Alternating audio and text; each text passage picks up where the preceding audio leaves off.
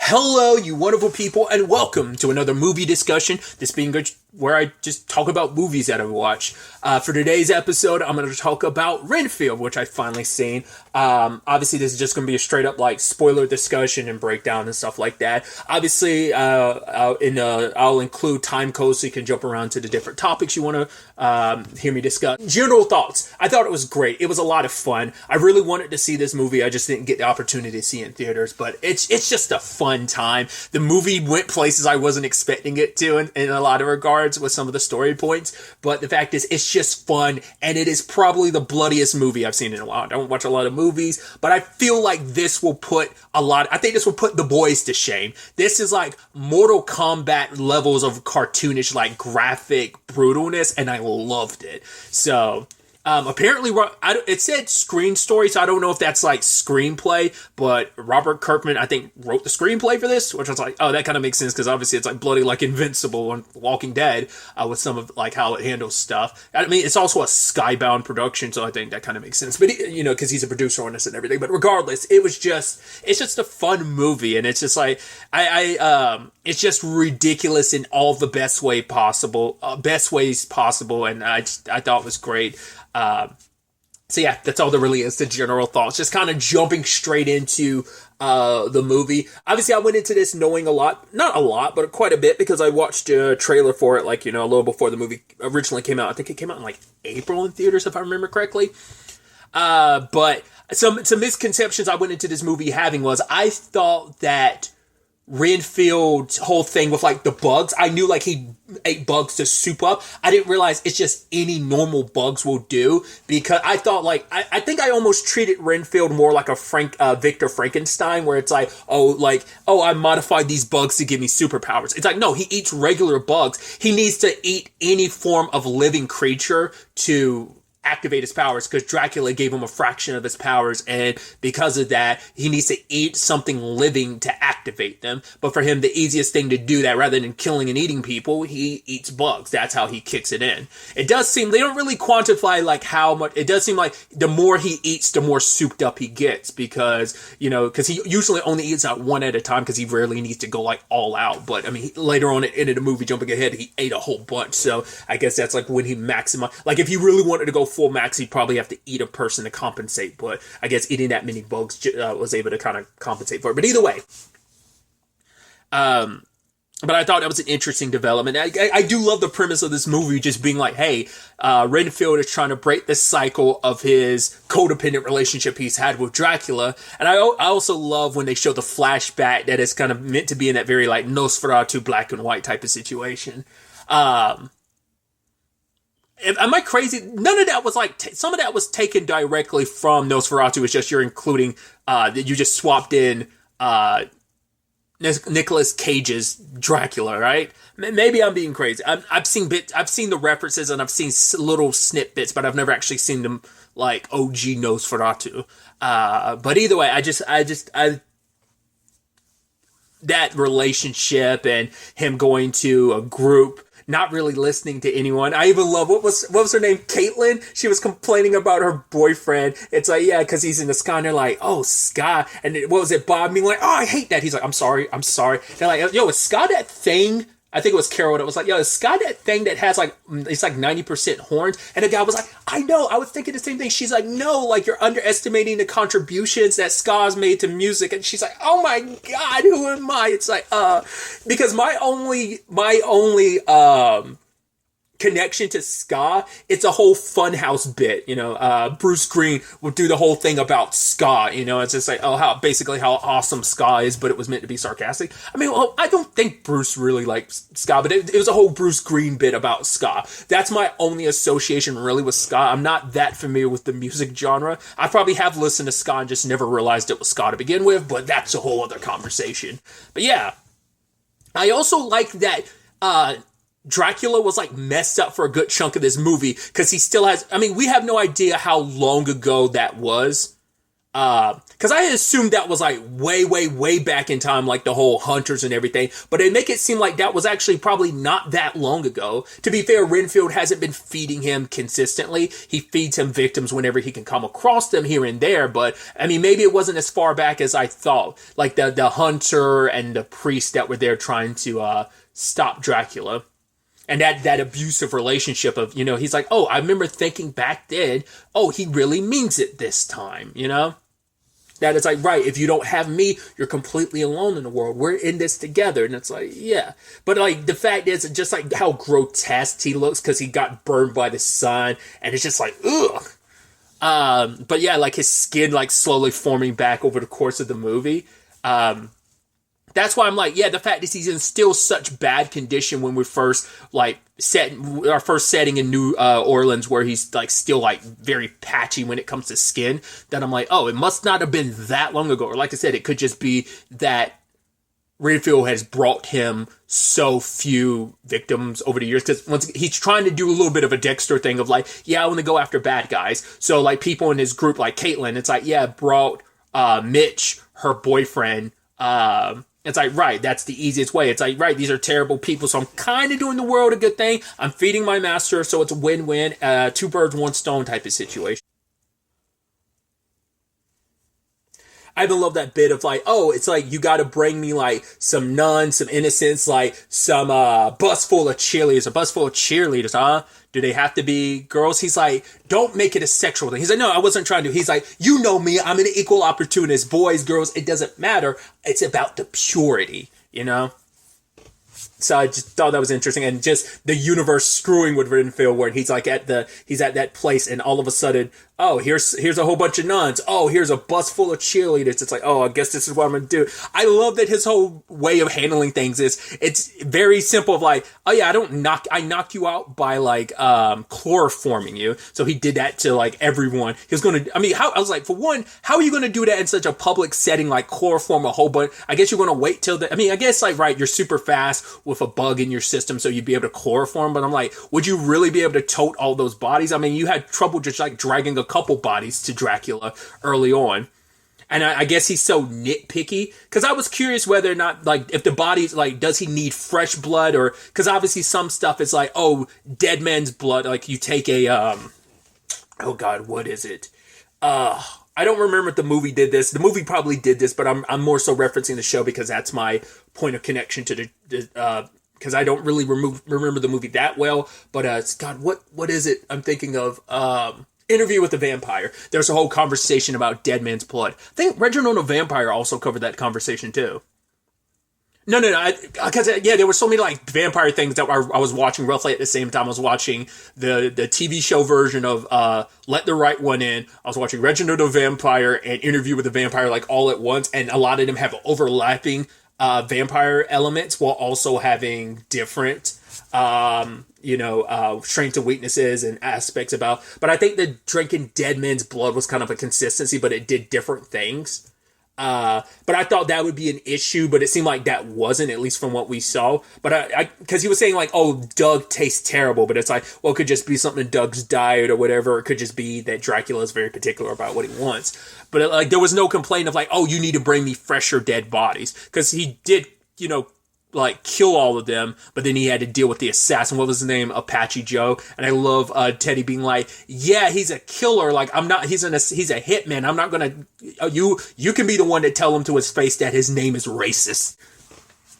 Which I knew Ben Schwartz was in this movie. I had no idea what character he was playing. I also love that when it was like introduced, like, oh, the crime boss was going to be his mom. It's like, oh, your mom wants to see. I was like, who's his mom going to be? Was not expecting, and I'm going to butcher her name. I always feel like I can never pronounce it right, and I feel so bad. But I want to say it's like Shore Agdalush, Agdashlu. Sorry, I'm like I said, I'm butchering, but I had no idea that she was playing his mom. I was like, that's so cool. Her character's name's like Bella Francesca, but I'm just going to refer to her as Bella, just like I refer to him as Teddy. It's actually really interesting when you actually break it down and think about it. Like our five lead characters in this movie are played by people with like superhero connections. 4 of the 5 being Marvel related, because obviously Nicholas Hoult was Beast in some X-Men movies. Awkwafina was Shang-Chi's best friend. I want to say Katie, is her character's name. Shore was, oh God, I'm blanking on the character's name. I think there was an FBI agent in the Punisher show. She played that character's mom. And obviously Nicolas Cage was Johnny Blaze, aka Ghost. Ghost Rider, aka one of the Ghost Riders. So I think that's interesting. But I was also curious if I don't think Ben Schwartz has done anything Marvel related, but looking in his IMDb, he's done. I think he did a voice in Super Pet. So it's like they've all had like superhero connections. But the fact is, 4 people with Marvel connections is just really interesting. But once again, tangents and all that aside. But that was an element to this movie I wasn't expecting. Like, the gangster criminal side of things was really, really interesting. And obviously how that ties into Rebecca's story of she's going after Teddy because his family, specifically Teddy, murdered her dad. And obviously this little moment between her and her sister Kate where it's like both of them want to go after his killer, but like... Rebecca, it just like wants to kind of roll ahead, whereas Kate wants to take it slow. It's like, I gotta bite back my anger and take things slow so we can take down Dad's killer the right way, you know? Because it's a slow process, but for Rebecca, it's like, you're not moving fast enough. Because she literally had him dead to rights. He was literally in the interrogation room. No one was in the room with him. And he's like, you want to know about the murders we committed? Because there's a whole bunch of them I can tell you. And then the lawyer shows up. He's like, yeah, I didn't say a word. I'm like, you were just singing like a songbird. I love it. But I'm like, also... are there any cops left in this town? For one, so many of them died because, like, every cop was dirty. It's like, Jesus, what is They said this is New Orleans. Are you sure this isn't Gotham City? It's like, man. Figured there had to be some corruption, especially because the chief was kind of like, yo, you got to learn how to play the game. So it's like, all right, so... I thought it was more so like hey, you got to learn how to pick and choose your battles. I wasn't quite thinking like, oh, he's fully corrupt, but it's like, no, he was, along with a lot of people, including her partner. Wasn't he also in the Marvel show? Wasn't he in that actor? I'm like, wasn't he also? Well, because I know he has a comic book connection in that he was in, he was in Stumptown. Still so bummed that when I think about that we got renewed for a second season, then that it was like, oh, actually, no, it's not. Just another show that was a victim of the pandemic. But either way, I want to. Was he in What's Its Face 2? I want to say he was in the Inhumans show as well, but maybe I'm misremembering. Either way, tangents and all that aside. It's kind of sad that even her partner was. I was like, oh man. I love that bit where it's just like she's running after Teddy and it's like, wait, is he throwing drugs at us? And threw it in his face. He's like, oh, cocaine. I was like, that's probably going to be an issue, isn't it? Just don't breathe it in, my guy. But yeah, circling back, like, the fact is that we had the crime family element to it I thought was interesting. Obviously, like, they kind of do a little world building of, like, right, they're the most feared, but they're not the biggest and most powerful. We didn't really get into the other crime families. Because they didn't really show it because its focus is on them. I mean, I think that's such a neat thing of like, it's a big story, but it's also really just an isolated small story. Because I didn't know the movie was as short as it was, which is weird to say considering like, most movies I watch are superhero movies, which tend to be on the like 2-hour plus side. So for this to be like an hour and a half, like just kind of threw me. I was like, oh, I did not realize the movie was that short, which, you know, it's so interesting.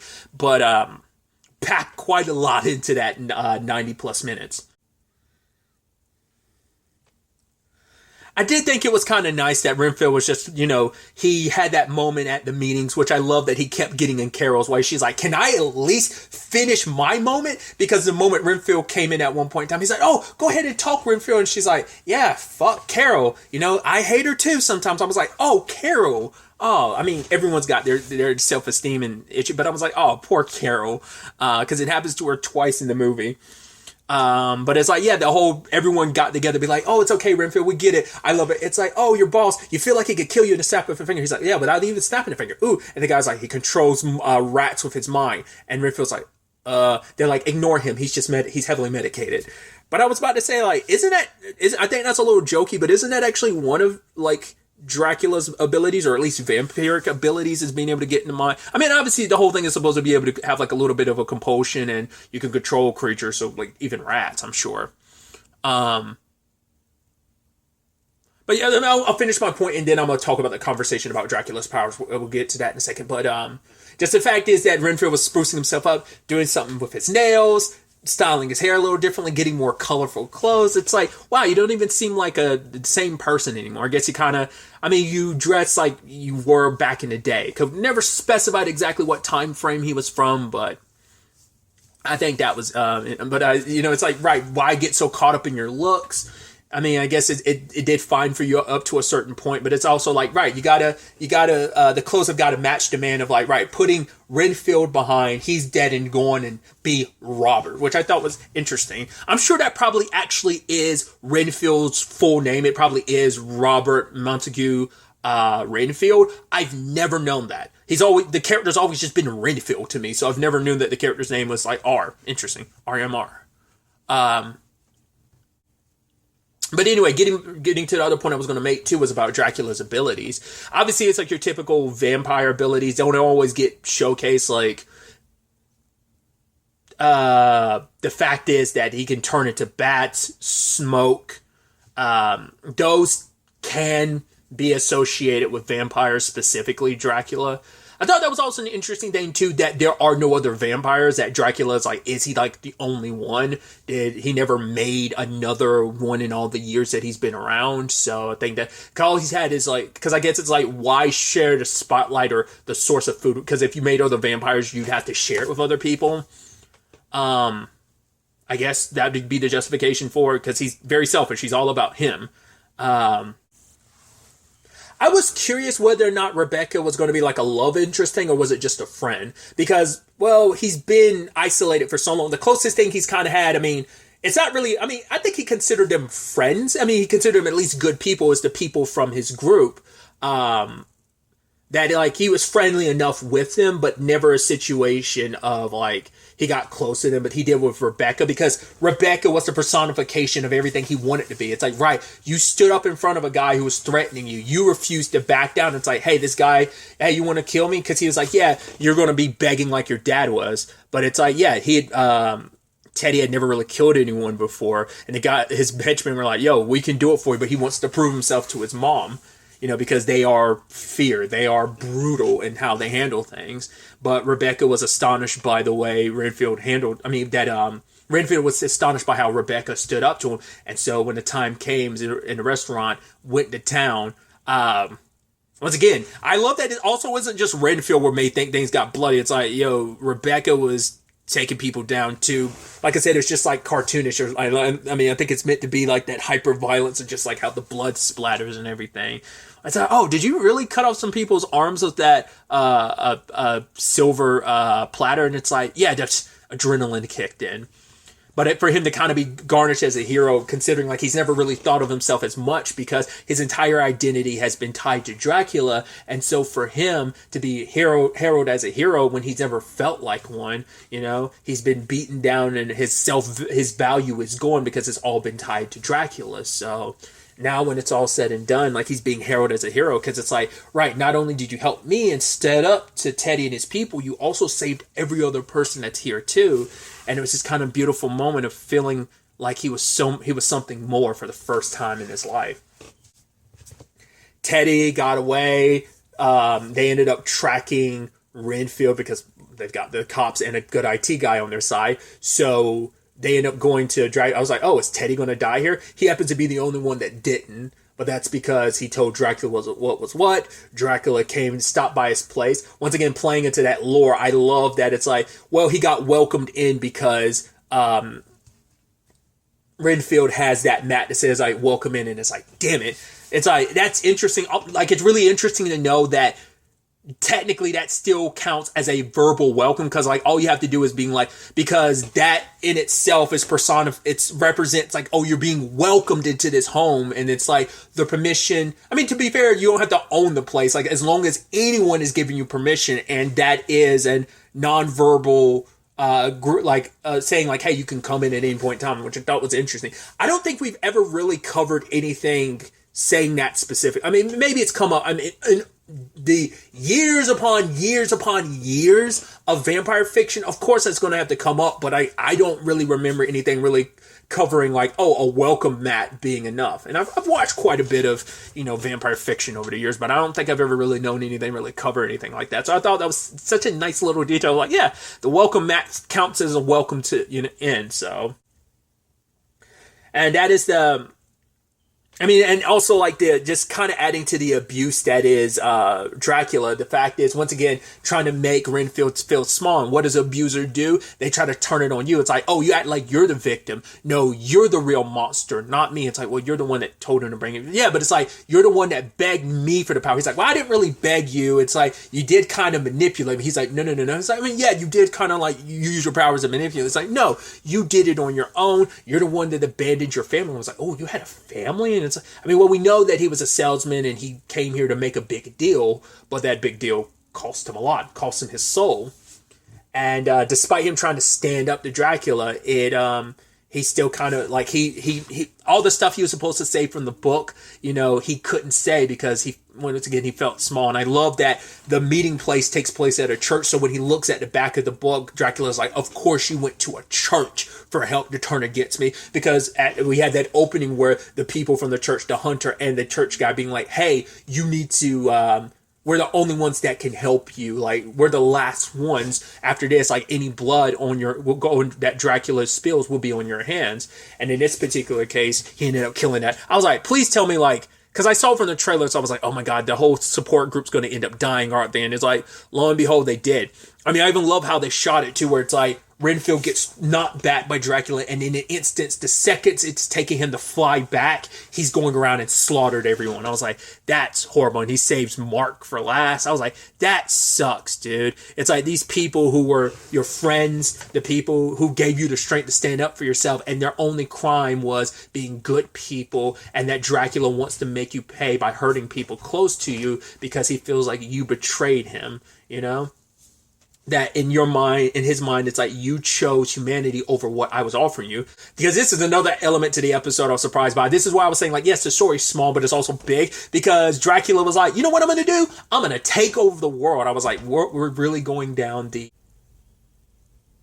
Dracula really trying to take over the world. I mean, I guess that's kind of indicative of Dracula in general, because it's like, right, the world is a separation between those who follow, like the Renfields of the world, and those who are food. But still, it's just kind of like actual going for world domination. It's like, oh, see, it's us. See, Dracula, and on a little sticky note, and Renfield.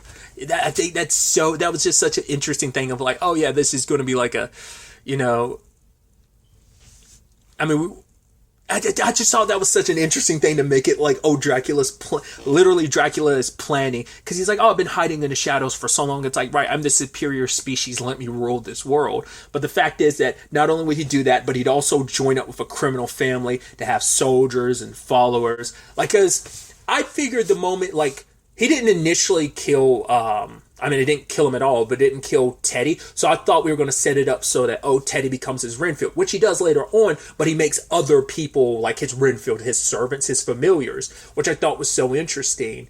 Because I thought it was just going to be purely like, oh, Teddy's going to be the new Renfield. And I thought that's where we're going to go from there. I mean, I even thought maybe he was going to stand up to his mom and maybe kill her. But it's like, no, he showed up with Dracula being like, yo, mom, me, it's the real Dracula. And there's a little bit of a thing going on there where at first I was like, wait, is Dracula going to become like your new stepdad? Because he's there watching and it's like, oh, Antache is like, oh yeah, let me show you how everything works. He's like, sitting there like, okay. I was like, seemed like Dracula's trying to fuck your mom, bro. And I weirdly thought like, are we going to have like a weird thing where Dracula kind of becomes your dad? Because your mom's kind of started banging. That's where my mind went initially, but it didn't really. Maybe if this was under different circumstances, or maybe the movie was a little longer, maybe you would have dived into something like that. It's not important, but it's just something kind of interesting to think about. If I felt so bad for Renfield after everything went down between him and Rebecca when she arrested him, because she's like, oh, you're a murderer, because she had hyped him up so much about being a hero, because he'd even called her like a great person, because she, wanted to stand up for the bad people in the world. So that makes her kind of the real hero. That the fact that she, wouldn't let the bad people in the world kind of like stand over her, and even given the opportunity like to hand Renfield over, but it's like no, like he's a bad guy, he needs to face justice and go to jail. So obviously she didn't know what she was getting mixed up in the middle of, but I mean obviously he took care of her. She found out from her sister like, yeah, that DNA is connected to someone that might be like a most prolific killer in history and might be in their 70s. So it's like, okay, she got a little bit of like, okay, this is what's happening. But it wasn't until Renfield really got into his bag and ate a bug. There was that family because he had given the kid, because he had actually let go all the bugs because he wanted to let go of any connection to Dracula in that capacity. So he gave the kid that ant early on, but he ate the ant farm. Well, I mean, we don't know how many he had in there because he had multiple ants, but he at least added his ant to it. And she's like, Mr. Renfield, you're a bad person. It's like, yeah, but that can come in handy sometimes. It's like, that poor kid, because him and his mom were standing there as not only Renfield, but also Rebecca started ripping through people. That's why I was like, dude, pretty much 90% of the cops are like, because that wasn't just the Lobo's family's goons. There were also cops there too. And it's like, well, obviously what's the distinction, right? But still. And that was, like I said, that was gnarly. I even love the chief, Rebecca's captain or whatever being like, holy shit, he can fly. And then Renfield rips off the dude's arms and they're like, holy oh shit. Oh shit. The guy who's bleeding from his arm, where his arms used to be, saying, oh shit, and Renfield saying, oh shit. Then he throws them like spears, stabbing these two guys to the wall, which Rebecca rips the arms off out of the guy's stomach and starts beating up people with it, which Renfield had previously was swinging them around like detached batons. That sequence was wild and so bloody and brutal. Especially the final kill was so gnarly. Him jumping down and like ripping off the top half of the dude's body and going down in slow motion and waving, and then Rebecca kind of waving back. And I love that line of like, you know that thing when people say like, oh, I'm sorry you have to see that, and it's like, yeah, but I've seen worse. And she's like, yeah, this will be my this will be my worst. You know, it's like, yeah, because it's like she's literally coming down the car, the entire bottom area riddled. Once again, anyone that lives in that motel or that area is just traumatized. We didn't even cut back to that little boy and his mom because it's like, yeah, they're going to need tons and tons of therapy after what they saw. But like I said, how many cops are left? Because we didn't see Chris for the rest of the movie, so eventually he probably would have gotten arrested. The FBI probably rounded up any other dirty cops. So, but I don't think he was in that massacre. I think they would have made a point, because the last time I think we saw Chris was when he pulled a gun on Rebecca. So, but I did think it was interesting that obviously it is that thing where Renfield kind of took, yes, he recognizes Dracula as a monster, but it's like, yes, Dracula uses like what you want, your desires, your wishes, but also your greed against you, because he recognizes like, right, it wasn't Dracula that made me abandon my family. I wanted to be rich. You know, I did stuff, you know, that great sale I went to, selling to account wasn't just for my family's sake, it was for my sake, because I thought that's what I deserved. I wanted to be rich, and it cost me my soul, it cost me my family, because he abandoned his family, which it ended up being I mean, obviously, once again, if this was like any other situation, whether it was a TV show or whatever, you could probably dive into the fact is, on some level, his family is probably still out there in the capacity that his wife and child are most definitely long gone. Once again, we have no idea when Renfield was brought in by Dracula. You know, they keep that time frame vague, but at the very least, his lineage could still be going on, so he could have like he'd have some kind of descendants out and about there in the world. So. But I love the final sequence, the whole like final battle and everything, and like I said, all the different familiar, souped up head honchos that were left in the Lobo's family group that Renfield and Rebecca went up against. I love that she's like, oh no, I'm out of ammo. He's like, you think I need a weapon to fit? And then she shotguns him in the chest. He was almost like, why the fuck did you cheat?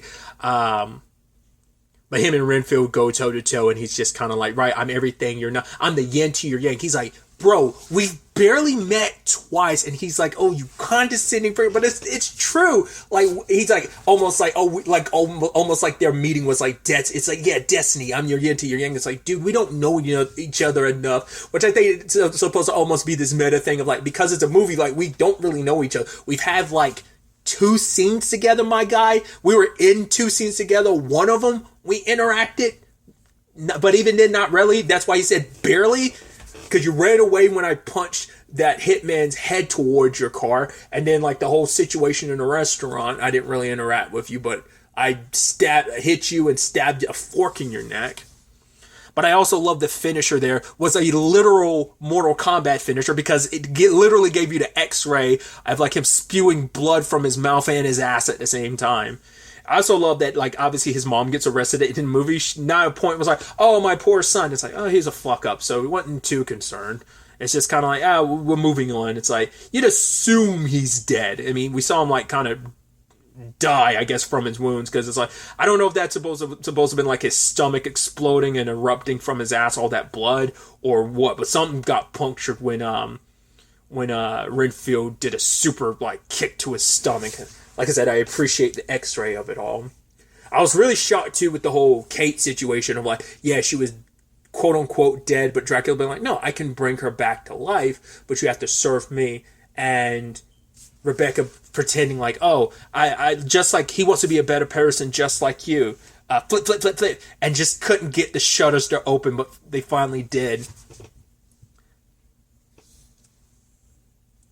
Then the whole final showdown of shooting Dracula's foot. I wasn't expecting that to be where that scene was going when he was holding her up in the air. She shot his foot so the blood would drip down to Renfield.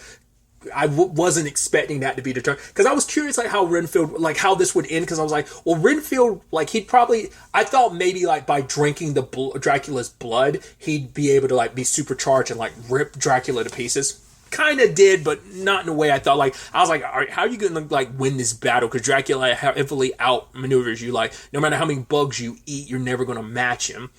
But like that brutality of just like his like stopping him from biting Rebecca, sticking both his hands in front of his teeth and ripping them out. But it's like, yeah, very Arlong-esque, being able to grow them back. I also thought he was going to do a little bit of a thing of like, right, your teeth are in my hands now. Like, oh, I'm gonna like hurt you with them. But it's like, well, I guess, right, they might be Dracula's teeth, but they mean nothing when they're just stuck inside your hand.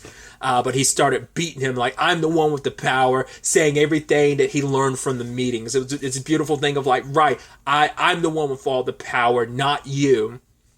And turns out Rebecca made a circle with some help from Wiccan Tumblr. She was able to make that fortifying barrier from. It's like, oh, made from coke. I was like, is that made from cocaine? And she even said, yeah, it's from cocaine. I was like, cool. It's like, yeah, as long as it's a powder, I guess it doesn't have to be. I mean, good thing it didn't need to be like, oh, like mountain ash from a specific tree or something like that. It's like, no. Any form of powder, as long as you say the magical incantation, any powder works. And so they then proceed to like rip him into pieces, which I love. What's his final words? Like, oh, I'll end up in hell where all those who are fun hang out. And he's like, hail Satan. I'm like, those are your last words, Dracula? Okay. And they proceed to bash him, and he's like, oh, this might seem extreme and even a little bit fun, but he's like, oh, I've seen him come back from worse than this type of shit. So they broke him up, sliced and diced him. I even love that you see at one point Rebecca shoots him a couple times too. They diced him into itty bitty pieces, poured him in concrete, and then dumped the pieces. It's like, yeah, but even that might not even fully kill him, so one day he might come back. Luckily, they were able to help Kate, and she's like, oh, like, I got some kind of remedy and came back. Yeah, it's some herbal thing. I was like, yeah, your sister was unconscious during all that, so let's kind of ignore that. And then he had a picture of Dracula's blood, and because I was curious where his story was going to go from here, but it's like, yeah, I deserved punishment. But she's like, yeah, but the world is better off with people like you in it. And he's like, what? Like, people like me? She's like, a hero.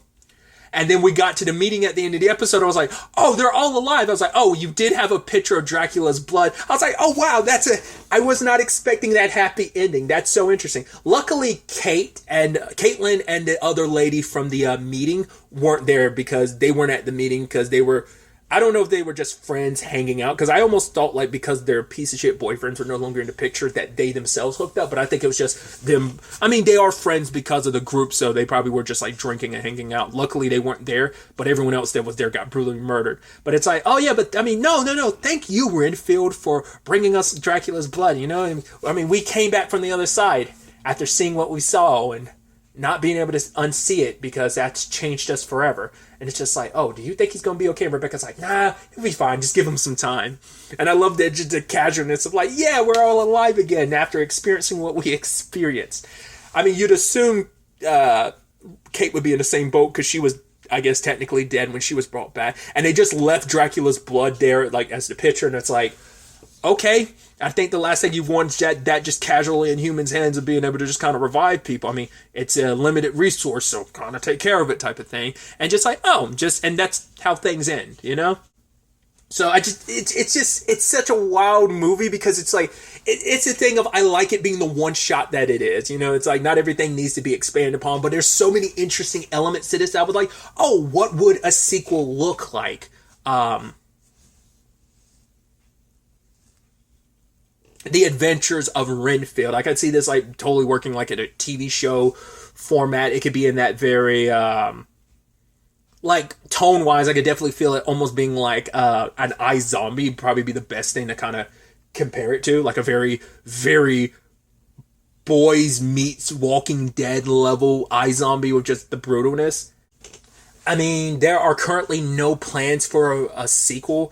I don't know. I think this movie didn't do great theater-wise. I don't know if that changed with, like, home entertainment, like Blu-rays or, like, rentals. I don't know if that helped in any shape or form of, like, where the gross for the movie, like, ended up. But, I mean, I think even Chris McKay was saying, like, yeah, there's room, obviously, open for a sequel. There's so much you could do, but you would probably have to bring back Dracula, or maybe someone tries to bring him back to life to serve him. Like, maybe we find out that, maybe we kind of do a little bit of thing like, Teddy didn't die and he's back. Maybe even dive into, like, the other crime families who are trying to fill that void now that the Lobo's family's kind of been removed from the equation. Once again, what the hell does a cop situation look like in New Orleans now? You know, and maybe Renfield. Because I thought he was going...